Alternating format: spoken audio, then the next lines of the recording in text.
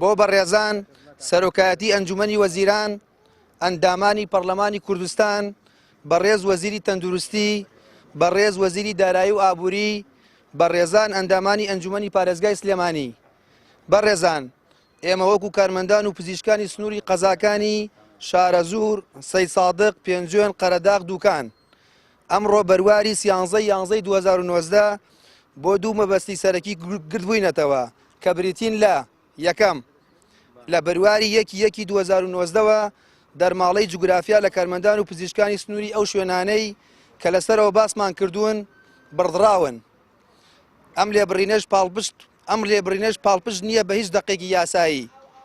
لە کاتێکدا خودی دەرماڵەکە بە پێی مادەی 12 لە یاسای موچەی فەرمانبەرانی دەوڵەت ژمارە 22 ساڵی 2008 دراوە بە فەرمانبەرانی کارمەندانی تەندروستی.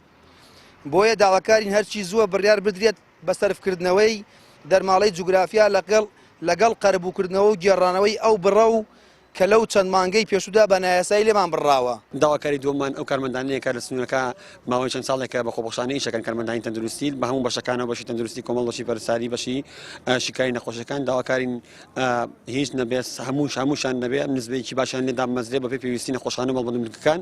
داواکاریەکمان لەوانە بڕینی دەرماڵەی هاتوچۆی کارمەندانی تەندروستی کە لە ناوەندی شارە پاسیان بۆ گرتوون بەڵام لە قەزا و ناحیەکان و هەتاوەی ئێمە لە گوندەکانیشەوە کارمەندمانێتەوە بۆ ناو قەزای شارە زۆر دەرماڵەکەیان بڕیوین.